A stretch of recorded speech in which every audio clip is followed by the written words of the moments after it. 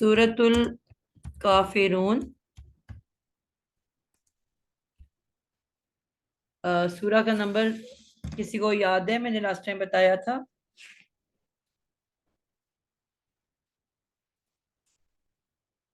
109 number सूरा है और मक्की सूरत है। और आयात कितनी है इसमें? 6 6 आयात हैं। बिल्कुल ठीक। जी, पहली आयत हमने शुरू की थी कुल या अय्यू हा अल काफिरून। कुल के बारे में हम लोग माशाल्लाह बहुत डिटेल के अंदर कर चुके हैं, इसको मजीद हमें बात करने की जरूरत नहीं कि कुल फेले अमर है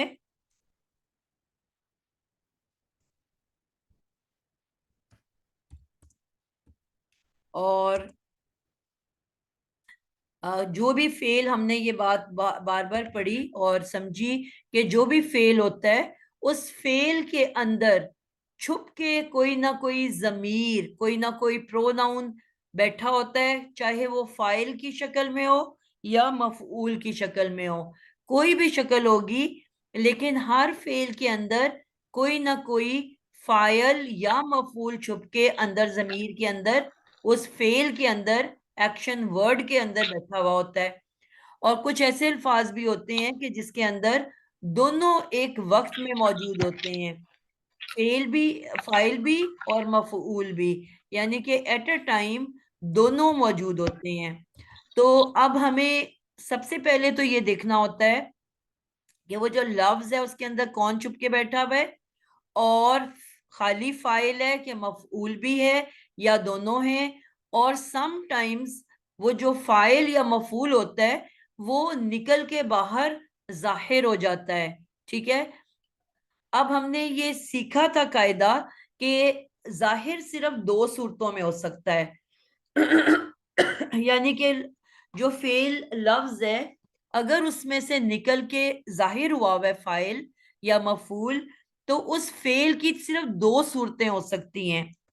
हमने जब गर्दान पढ़ी थी माजी की और मुजारे की, तो हमने ये सीखा था कि उसमें 15 अल्फाज होते हैं, यानी कि 15 वर्ड्स होते हैं जो उसके अंदर मौजूद होते हैं, जो कि टोटल सीगा कहलाते हैं, यानी कि गर्दान का हिस्सा होते हैं।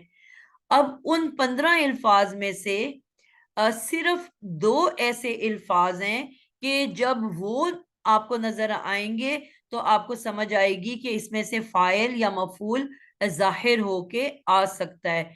और वो कौन सी दो शक्लें हैं? कोई हाथ खड़ा करके बताएगा कि वो कौन सी दो शक्लें हैं कि जिसमें से फाइल निकल के बाहर आ सकता है?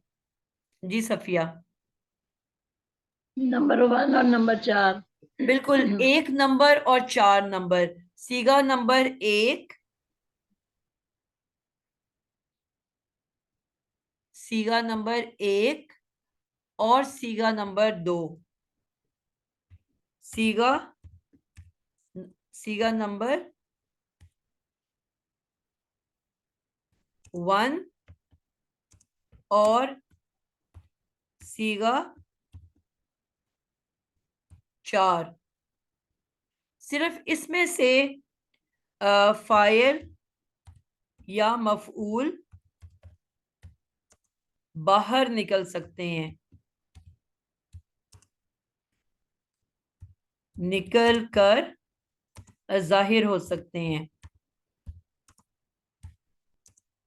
इसके अलावा किसी भी शक्ल से बाहर नहीं आ सकते। अब ये आपने देखा है कि ये जो पहला और चौथा होता है ये गायब का सीगा होता है। ठीक है, चौथा और पहला जो सीगा होता है ये इसका ताल्लुक गायब ग्रुप से होता है। ठीक है, क्योंकि हाजिर जो होता है वो 7, 8, 9 10 11 12 ہوتا ہے, اور متکلم جو ہوتا ہے وہ 13 14 15 ہوتا ہے. اس کا مطلب کیا ہوا کہ اگر پہلا اور چوتھا ہے تو اس کا مطلب ہے کہ یہ غائب گروپ سے ہے. اب فعل امر کس گروپ سے بنتا ہے کلثوم؟ ہم نے سیکھا تھا کہ فعل امر کس سے بنتا ہے. سوال پہلا تو یہ کس سے بنتا ہے, گروپ پہ ہم بعد میں جائیں گے. فعل امر جو ہے وہ حاضر کی 6 صیغوں سے ہے. کس سے؟ پہلے تو سوال ہے کس سے بنتا ہے. فعل مضارع سے. مضارع سے. ٹھیک ہے, ہم نے یہ سیکھ لیا کہ فعل امر ہمیشہ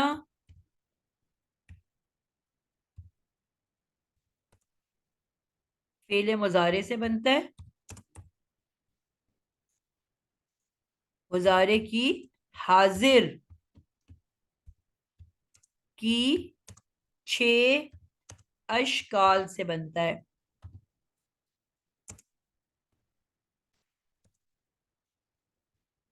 ٹھیک ہے, تو اس کا کیا مطلب ہوا کہ اب حاضر کی اگر 6 شکلوں سے بن رہا ہے تو ابھی ہم نے بات کی کہ حاضر کی جو شکلیں ہوتی ہیں وہ صیغہ نمبر کہاں سے کہاں تک ہوتی ہیں؟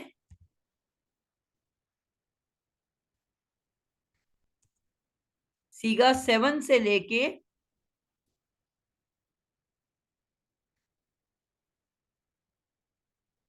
7 8 9 10 11 12, یعنی کہ ان 2 سے یہ بنتا ہے. ٹھیک ہے, ان 6 اشکال سے. تو اس کا مطلب ہے اس میں اب پہلا اور چوتھا تو نہیں آتا نا. تو کیا امر میں سے فاعل یا مفعول باہر نکل کے ظاہر ہو سکتا ہے نازیہ ذوالفقار؟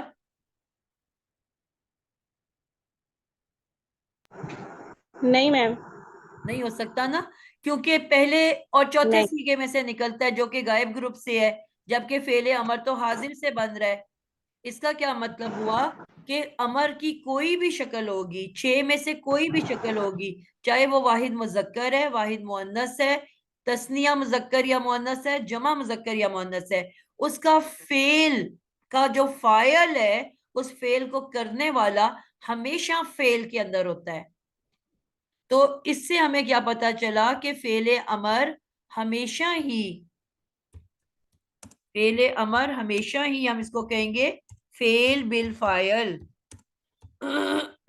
یعنی کہ فعل اپنے فاعل کے ساتھ ہے. اس امر کو کرنے والا فاعل اس فعل لفظ کے اندر ہمیشہ موجود ہوگا. اب آپ مجھے بتاؤ گے سمرہ رضا کہ امر ہم نے کہا حاضر کی 6 شکلوں سے بنتا ہے, تو اب حاضر کی کون سی 6 ضمائر ہیں جو امر کے اندر ہوتی ہیں؟ انتا کی میم. بالکل, انتا, انتی, انتما, انتم اور انتنا. اب ان میں سے کوئی نہ کوئی موجود ہوگا نا اس کے اندر. ان 5 میں سے کوئی ایک شکل ہر حال میں اس کے اندر موجود ہوگی. اب آپ نے سیغے کو دیکھ کے بتانا ہے اس کا جو کیا ہے, اس کے ان کے سیغہ کیا ہے. سیغے میں ہم کتنی چیزیں شکیلہ بتاتے ہیں؟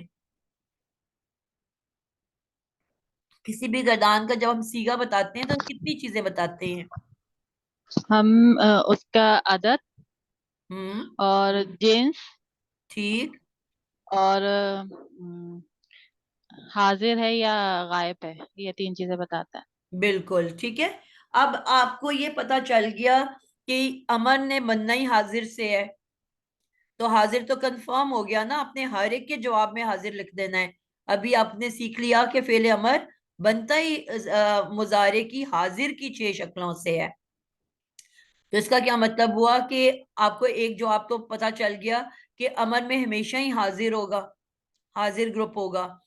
اب آپ نے صرف عدد اور جنس دیکھ کے نشانیوں سے پہچان کے بتانا ہے کہ کیا ہے. ٹھیک ہے, تو اب آپ کو پتا ہے کہ جو امر میں ہم نے سیکھا تھا کہ جب ہم نے امر کی 6 شکلیں بنائی تھی کہ پہلی شکل 3 حرفی مادے سے بنتی ہے, اس کے بعد 3 واولز ہم نے دیکھے تھے, الف واو یا. دوسری شکل میں الف لگ جاتا ہے. مثلاً اگر لفظ ہے آپ کا یقتلو ورڈ تھا مضارع کا, ٹھیک ہے, یقتلو, ہم نے علامت مضارع گرا دی اور ہم نے یقتو اقتو علام کو ساکن کر دیا, اقتل, یہ ہمارا امر بن گیا اقتل. اب اقتل کو ہم نے کیا کرنا ہے, سب سے پہلے سیکنڈ ورڈ کے لیے اس کے آگے الف لگا دینا ہے, اقتلا, پھر ہم نے سیکنڈ ووول واو لگا دینا ہے, اقتلو, پھر ہم نے تھرڈ ووول واحد مؤنث کے لیے یا لگا دینا ہے, اقتلی, پھر ہم نے یہ سیکھا ہوا ہے کہ تسنیہ دونوں کا سیم ہوتا ہے, پھر الف لگا دینا ہے, اقتلا, اور پھر ہم نے کیا سیکھا تھا لاسٹ جمع مؤنث کے لیے کہ آخری لیٹر کو ساکن کرو, واحد والی شکل دوبارہ لکھو, اقتل, اور آگے نون نسواں لگا دو, اقتلنا. تو ہمارے پاس 6 شکلیں آ گئی. اب ہم نے دیکھا کہ کچھ نہ کچھ اضافہ ہو رہا ہے, کسی کے آگے الف, کسی کے آگے واو, کسی کے آگے یا, پھر الف, پھر نون نسواں. تو امر کی جتنے بھی الفاظ ہیں باقی 5 کسی نہ کسی اضافے کے ساتھ ہیں. واو ہمیں پتہ ہے جمع کے لیے آتا ہے, الف ہمیں پتہ ہے تثنیہ کے لیے آتا ہے, نون نسواں ہمیں پتہ ہے جمع مؤنث کے لیے آتا ہے. تو اب یہاں پہ کل کے آگے کچھ بھی نہیں ہے, تو پہلی شکل واحد مذکر بغیر کسی اضافے کے ہوتی ہے. تو ہمیں پتہ چل گیا کہ یہ واحد مذکر ہے اور حاضر ہے, کیونکہ حاضر ہمیں پتہ ہے بنتا ہی حاضر سے ہے, تو اس کو ہمیں اس طرح سے صیغہ نکالنا آسان ہو جاتا ہے. ٹھیک ہے, اب یہاں پہ کون سا, اب کل واحد مذکر ہے تو سمرہ کون سا اس کے اندر ضمیر ہے؟ میم واحد کے لیے انتا کی ضمیر ہے. تو اب آپ لوگوں کو یہ پتا چل گیا کہ کوئی بھی امر کا ورڈ جب آپ لوگوں نے اس کی گرامیٹک انالیسس کرنی ہوگی تو لازمی فعل بالفاعل ہی کہنا ہے آپ نے, یعنی کہ وہ لازمی اپنے فاعل کے ساتھ موجود ہے, کیونکہ ہم نے ابھی دیکھ لیا کہ یہ وہ 6 الفاظ ہیں جن میں سے فاعل نکل کے باہر ظاہر نہیں ہو سکتا. تو اس کا مطلب ہے ان 5 ضمائر میں سے انتا, انتی, انتما, انتم, انتنا, کوئی نہ کوئی اس کے اندر موجود ہے. یہ بات سب کو سمجھ آ گئی ہے؟ جی جی جی الحمدللہ آ گئی الحمدللہ. سمجھ. اب ہمیں پتا چل گیا کہ یہ جملہ جو ہے کس سے شروع ہوا, ایک فعل سے شروع ہو گیا ہے. ٹھیک ہے, تو جو جملہ فعل سے شروع ہوتا ہے وہ کیا کہلاتا ہے؟ فعلیہ جملہ. فعلیہ جملہ. ٹھیک ہے, اب اس کو کہیں گے جملہ فعلیہ. اب جملہ فعلیہ کی ہم نے 3 اقسام پڑھی تھی. نمبر 1 وہ خالی فعل بالفاعل ہوگا. نمبر 2 ہم نے پڑھا تھا کہ فعل بالمفعول ہوگا, ان کے فاعل مسنگ ہوگا, اس کی جگہ وہاں پہ مفعول ہوگا جس کو ہم مجہول بھی کہتے ہیں.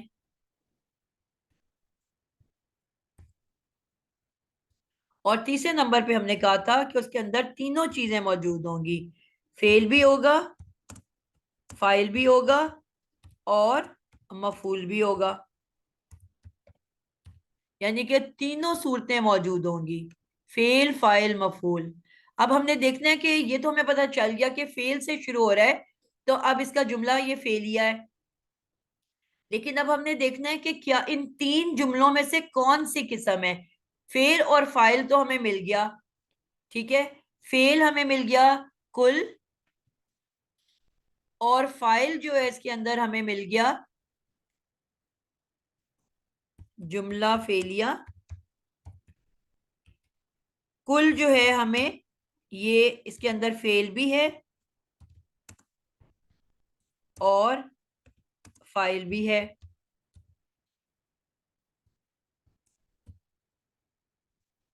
اب ہم نے یہ دیکھنا ہے کہ آگے جو باقی جو پارٹس ہیں وہ کیا بن کے آ رہے ہیں. ٹھیک ہے, وہ کیا ہیں. تو اگلا ورڈ جو ہمیں نظر آ رہا ہے وہ نظر آ رہا ہے یا ایوہا, یا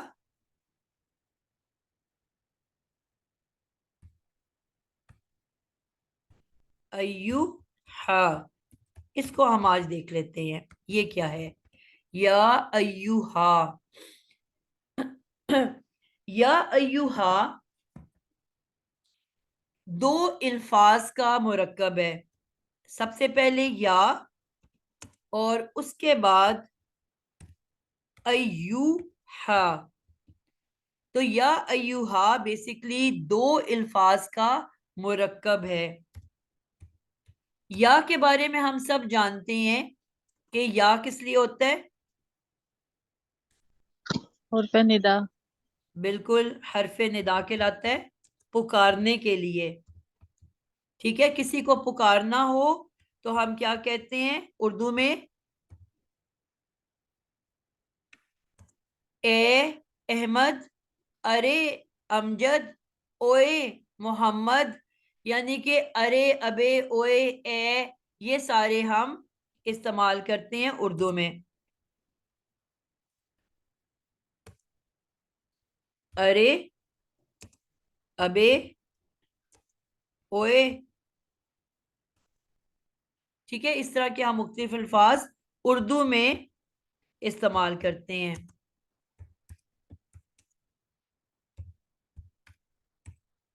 تو عربی میں ہم یا کا لفظ استعمال کرتے ہیں. کسی کو پکارنا ہو، ارے، ابے، اوئے کہنا ہو تو ہم یا کا لفظ استعمال کرتے ہیں. ٹھیک ہے، اب فرق کیا ہے کہ یا تو ہو گیا پکارنے کے لیے، ٹھیک ہے، اور اسی یا کو ساتھ جو ایوہا ہے یہ بھی پکارنے کے لیے استعمال ہوتا ہے، یہ بھی حروف ندا میں سے ہے. لیکن یہاں پہ تھوڑا سا فرق آ جاتا ہے.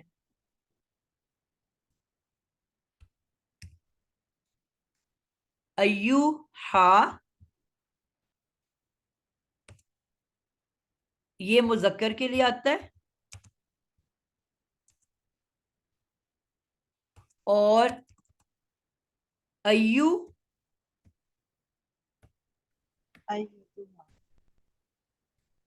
ایوتوہا یہ مؤنث کے لیے آتا ہے. ٹھیک ہے، یعنی کہ یہاں پہ مذکر اور مؤنث کا فرق ہے. ایوہا صرف مذکر کے لیے آتا ہے اور بلکہ ایا ہے، یہ میں اکثر گڑبڑ کرتی ہوں، یا کے اوپر زبر ہے. ایا توہا، ایاتوہا. ٹھیک ہے، ایاتوہا یہ مؤنث کے لیے آتا ہے. تو مثلاً اگر آپ قرآن میں غور کرو تو ہم یہ ایک اسلوب ہے قرآن مجید کا یا گرامر کی عربی زبان کا کہ جب صرف مذکر کی بات ہوگی تو ہم مذکر کا صیغہ لگاتے ہیں، جس طرح ہم کہتے ہیں انتا، انتما، انتم.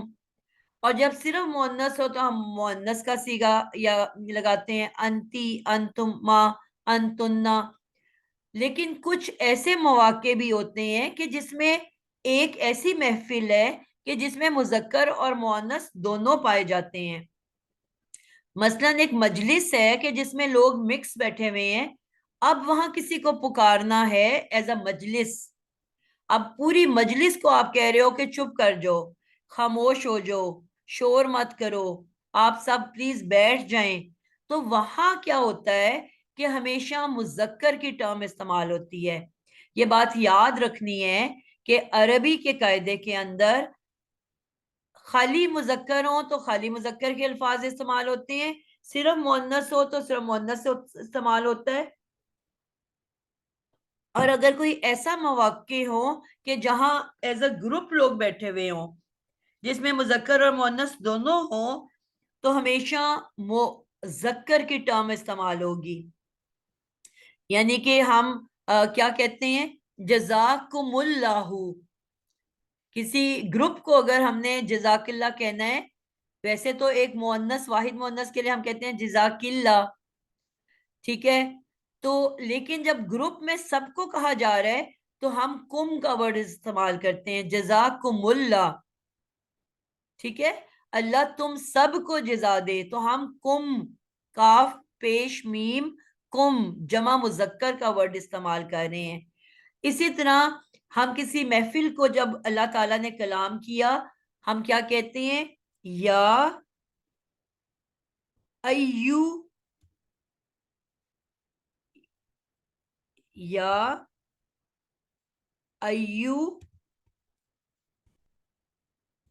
یا ایوہ الذین، اے لوگو، ٹھیک ہے۔ کبھی یا ایوہ الذین پڑھا آپ نے؟ ہمیشہ کیا آتا ہے؟ یا ایوہ الذین، یا ایوہ الکافرون، یا ایوہ الکافرون، یا مؤمنون۔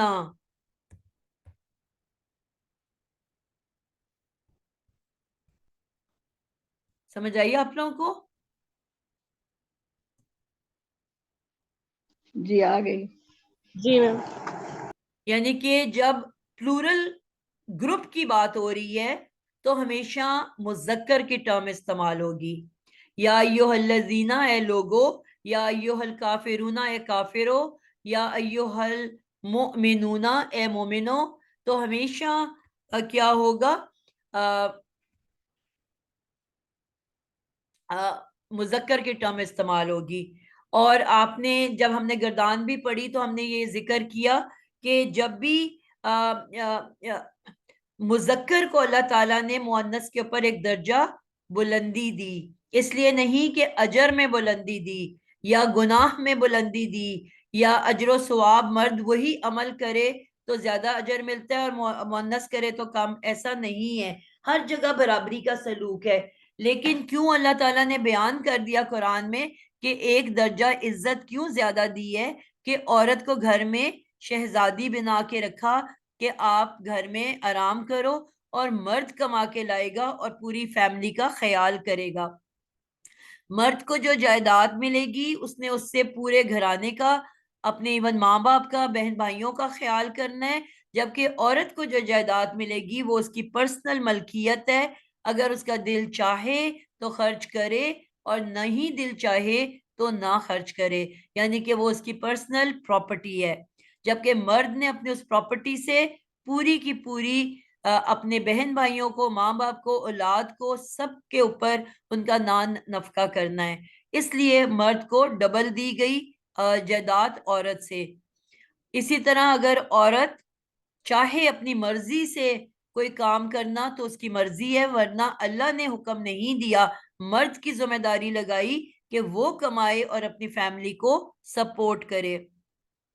اگر عورت اپنے کام کر کے خاوند کی مدد کرتی ہے یا اپنی جائیداد میں سے کوئی اپنے گھر والوں پہ خرچ کرتی ہے تو اس کو بہترین اجر اس کے لیے رکھ دیا گیا اور صدقے کے طور پہ اس کو لیا جاتا ہے کہ اس نے اپنے خاندان کے اوپر صدقہ کیا، تو اس کا بہت زیادہ اجر رکھا گیا ہے، یعنی کہ وہاں پہ دیکھا جائے تو عورت کو فضیلت ہے، ٹھیک ہے۔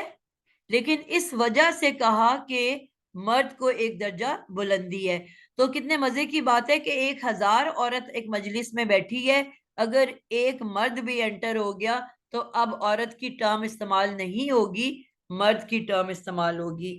اور ویسے اگر بات کی جائے گی تو ہم کہیں گے یا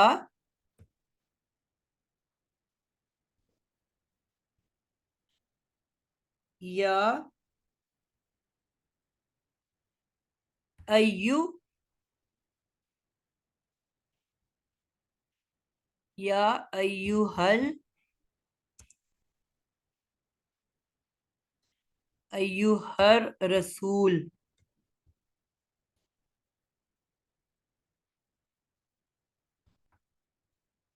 ٹھیک ہے۔ اب یہاں کیونکہ صرف مذکر کی بات ہو رہی ہے تو یہاں پہ ہم نے صرف یا ایوہا لکھا، مذکر کی ٹرم لکھی۔ اسی طرح اگر مؤنث کی بات ہو رہی ہے یا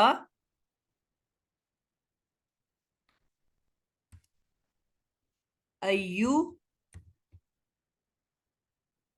یا ایا، یہاں پہ میں تھوڑی سی گڑبڑ کر جاتی ہوں، اس کو یاد رکھنا ہے کہ زبر کے ساتھ ہے یا ایا تو ہا، پیش تے کے اوپر چلی گئی، یا ایو تو ہا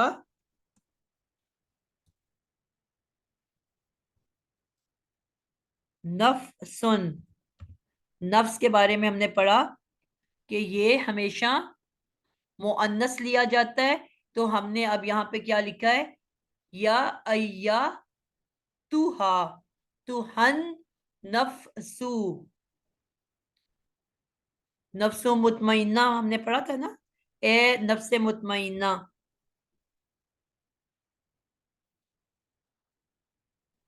ٹھیک ہے۔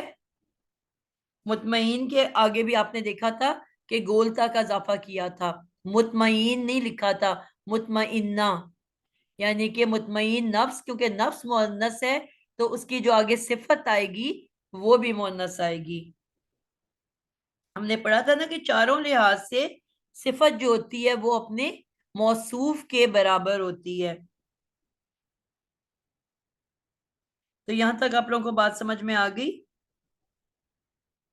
جی میم جی الحمدللہ۔ جی آ گئی۔ جی میم۔ میرا ایک چھوٹا سا سوال ہے جو میں آخر میں پوچھ لوں۔ جی آپ نے ضرور۔ اقتل کو بتایا نا مذکر کے لیے کیا حکم ہے، اور جو مؤنث کے لیے ہے وہ اقتلی، اقتلی آئے گا، کیا آئے گا؟ اقتل، اقتل، اقتلی جی آپ کو یہ مؤنث۔ پتا ہے کہ میں نے آپ کو بتایا 3 ووولز ہیں نا، الف واو یا، تو جی واحد میں تو آگے کچھ بھی ایڈ نہیں ہوتا مذکر کے لیے، اور تثنیہ کے لیے آگے الف کا اضافہ کر دیا جاتا ہے، جمع کے لیے آگے واو کا اضافہ کر دیا جاتا ہے، اس کے بعد واحد مؤنث کے لیے آگے چھوٹی یہ کا اضافہ کر دیا جاتا ہے۔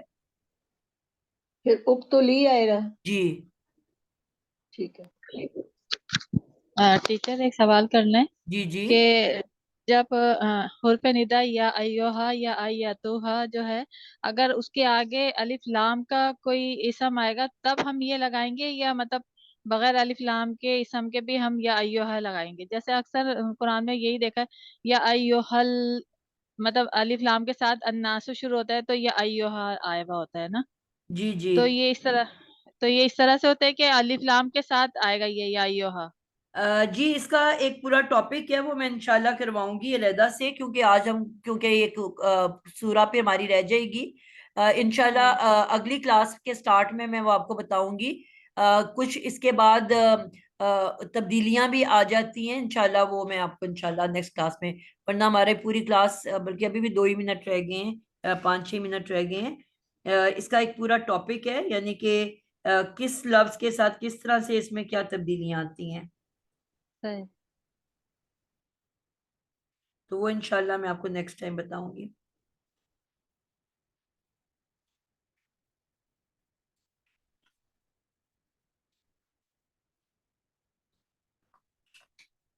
جی اب ہم کافرون کے ورڈ کو کر لیتے ہیں جلدی سے، تاکہ ہمارا پہلی آیت تو کم از کم ختم ہو جائے، ورنہ ہماری پچھلی دفعہ بھی رہ گئی تھی۔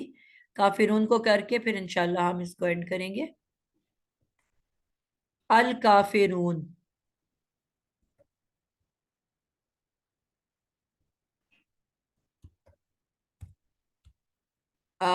جو بچے رہ گئے ہیں جنہوں نے ابھی تک جواب نہیں دیا، عائشہ حسن، سب سے پہلے ہم نے کہا قرآن میں جب بھی کوئی الفاظ آتے ہیں وہ صرف 3 طرح کے ہوتے ہیں، یا وہ اسم ہوتا ہے، یا فعل ہوتا ہے، یا وہ حرف ہوتا ہے، تو یہ کیا لفظ ہے؟ اس کی گرامیٹک انالیسس کرو۔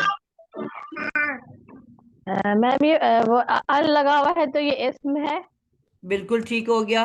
اب جو بھی لفظ اور اسم ہوتا ہے وہ کتنی چیزوں سے مل کے بنتا ہے؟ اسم کی ہم نے کنسٹرکشن کرنی سیکھی تھی، کتنی چیزوں سے جی مل کے اسم بنتا ہے؟ مطلب اس کی وسعت ہوتی ہے، بالکل اور ٹھیک ہو گیا، اعراب ہوتے ہیں، اس کے عدد ہوتی ہے، اور جنس۔ بالکل ٹھیک ہو گیا، یعنی کہ اس کی وسعت ہوتی ہے، اعرابی حالت ہوتی ہے، جی، اور اس کی عدد ہوتی ہے، اور اس کی اور جنس ہوتی ہے۔ اب انہی چیزوں کو آپ نے اس کی نشانیوں کو دیکھتے ہوئے آپ نے بتانا ہے، مثلا جیسے آپ نے کہا کہ ال کو دیکھ کے آپ کو یہ پتا چل گیا کہ یہ اسم ہے، جی، اور باقی نشانیاں بتاؤ۔ मैम ये मुजक्कर होगा जिन्स के निशानियां उससे बेटा, निशानियां बता के।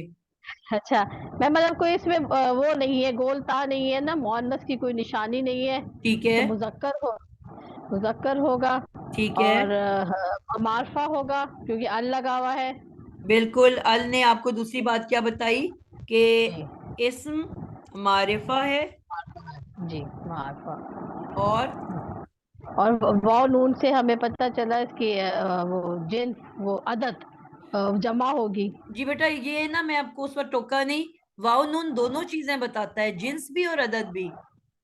जी जी ये जी वाव जी नून ठीक कभी भी है। मुअन्नस में नहीं आया, ये सिर्फ और सिर्फ मुजक्कर जी के लिए आता है। सही सही, जी सही ठीक है, कह तो रही ये हैं, वाव ठीक। नून दो चीजें बताता है हमेशा। वाव नून को देखते ही हम कहते हैं जमा मुजक्कर। जी जमा सही। ठीक हो गया।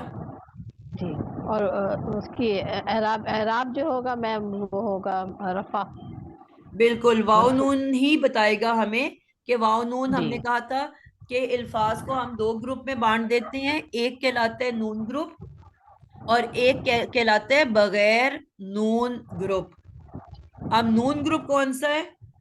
जिसके एंड पे क्या क्या आ जाता है? अलिफ नून, वाव नून या नून, ये नून ग्रुप में। ठीक है, जी जी और इनको हम कहते हैं लफ्जी एराब, यानी कि इसके लफ्ज को देख के हमने एराब पहचानना है। ठीक है, ठीक है।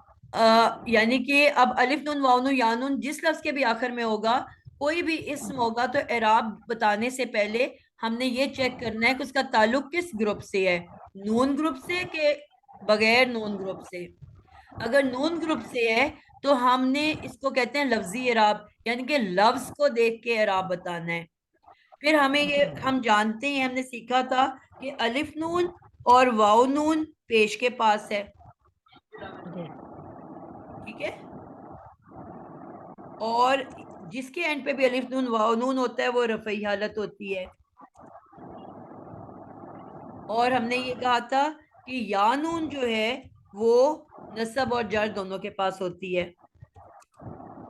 फिर आगे मजीद हम देखते हैं कि क्या उससे पहले हरूफ जर तो नहीं लगा हुआ, फिर हम कहेंगे ये जरी हालत है। क्या ये मुजाफे इलैही बन के तो नहीं आ रहा, फिर हम कहेंगे ये जरी हालत है। क्या ये जो है किसी मौसूफ मजरूर मौसूफ की सिफत बन के तो नहीं आ रहा, फिर हम कहेंगे इसकी जरी हालत है। और अगर किसी मंसूब मौसूफ की सिफत बन रहा है तो हम कहेंगे नसबी हालत है। ठीक है, यानी कि आगे फिर हम निशानियों से पहचानेंगे कि मंसूब है कि मजरूर है, लेकिन या नून दोनों के पास होता है, नसब और जर के पास। ठीक है, तो हम लफ्ज को देख के, उनकी निशानियों को देख के हम बताते हैं। लेकिन जो बगैर नून ग्रुप है, जिनके एंड पे नून नहीं आया हुआ, तो वहां पे हमने बस सीधा सीधा हरकत देखनी है लास्ट लेटर की और बता देना है। आखिरी हरफ की हरकत को देख कर एराब बताना है। ठीक है, मसलन मुस्लिमुन है तो हमने मीम को देख के बता दिया कि रफा है। काफिरन है तो हमने रे की जबरों को देख के बता दिया नसब है। अल किताबी है तो बे के नीचे जेर देख के बता दिया कि जरी हालत है। यानी कि इनके एंड पे हमें आनी ऊना ईना नजर नहीं आ रहा, तो इसको कहते हैं एराब बिल हरका।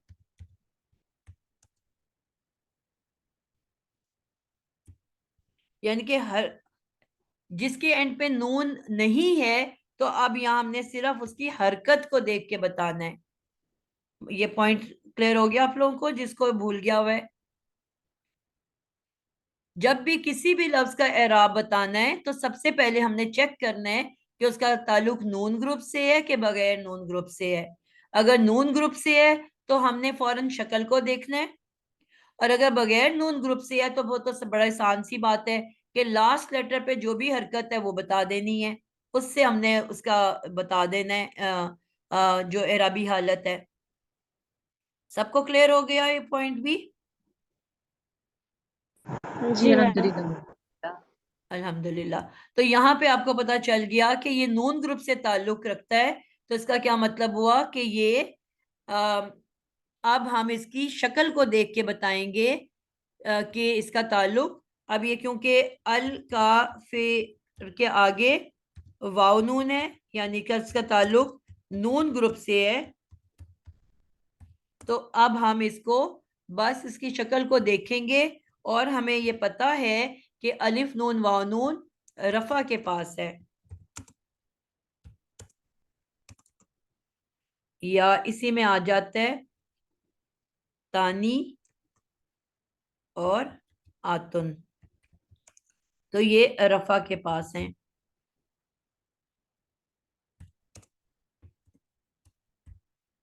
ٹھیک ہو گیا.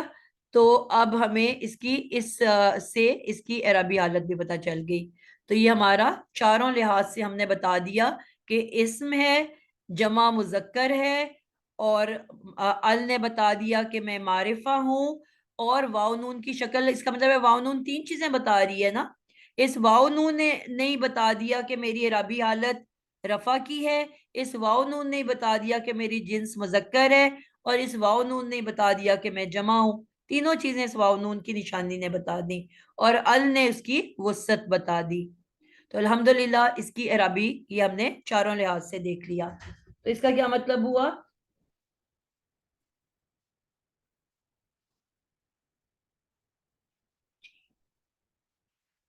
کہ یہ جو ہے ہمارے پاس ایک اسم ہے. اب ہم نے یہ دیکھنا ہے کہ یہ بن کے کیا آ رہا ہے.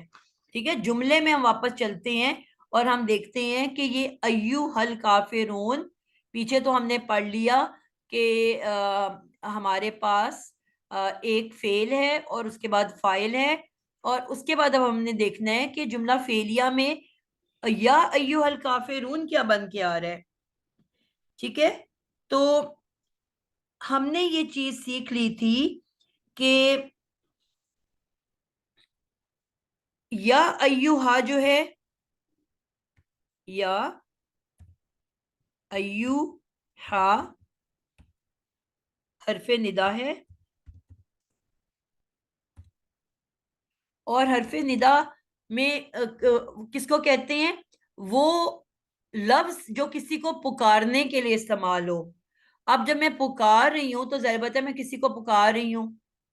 میں کہوں گی ارے کلثوم بات سننا، اوے نازیہ چپ کر جو، صفیہ اوے صفیہ بے صفیہ اپنے مائک کا خیال رکھو.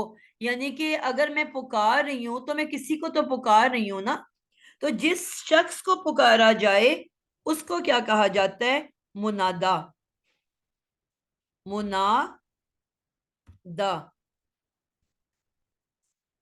منادا کون ہوتا ہے؟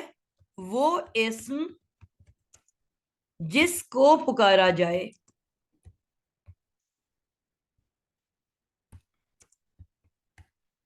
ٹھیک ہے، تو اب جس اسم کو پکارا جائے وہ منادا کہلاتا ہے. اب اس کو اگر دیکھا جائے، اس کو اگر میں توڑتی ہوں تو میم پیش منہ میں نے کہا تھا کہ ہمیشہ اسم کی نشانی ہے. ٹھیک ہے، تو میم پیش منہ جب بھی شروع میں آتا ہے وہ اسم ہوتا ہے، اضافی میم ہے. تو اس کو میں ہٹا دوں تو نادا، یعنی کہ پکارے جانے والا. میرا نام بھی ہے نا نادیہ، نادیہ یہ مجلس کو ویسے کہتے ہیں. تو بہرحال نادا پکارے جانے والا. ٹھیک ہے، منادا وہ اسم جس کو پکارا جائے، پکارا جانے والا. تو اب ایوہا جو ہے حرف ندا ہے، تو کس کو پکارا جا رہا ہے؟ الکافرون. اب یہاں کیا بن کے آ رہا ہے؟ کس نے ابھی تک جواب نہیں دیا؟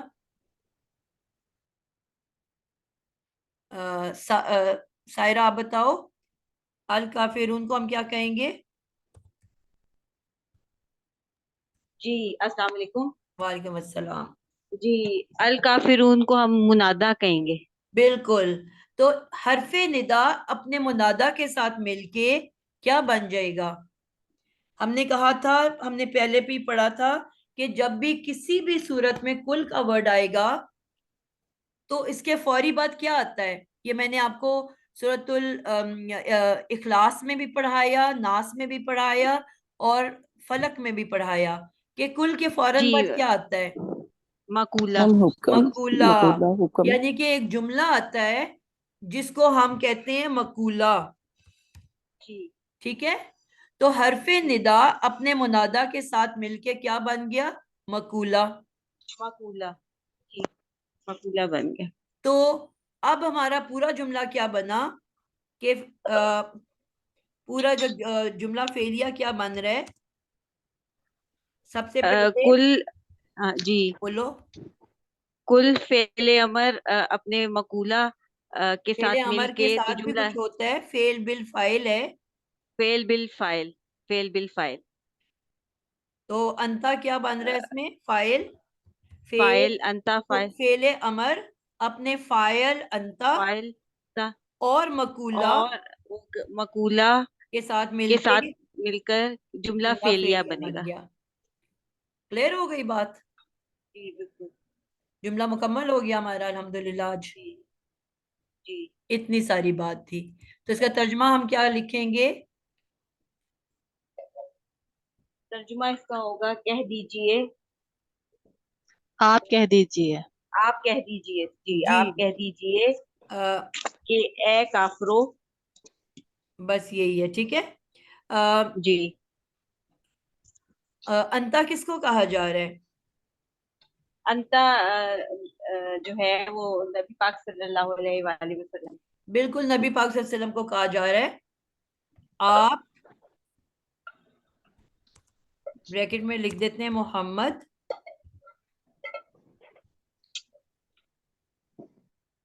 محمد صلی اللہ علیہ وآلہ وسلم. ایک دفعہ میں کچھ لکھتی ہوں تو وہ صلی اللہ علیہ وسلم لکھا آ جاتا ہے اور مجھے یاد نہیں آ رہا کہ میں کیا دبا دیتی ہوں غلطی سے تو وہ آ جاتا ہے، بھول گئی ہوں. صلی اللہ علیہ وسلم. آپ صلی اللہ علیہ وسلم کہہ دیجئے اے کافرو. جی کیا کہہ دیجئے؟ اے کافرو.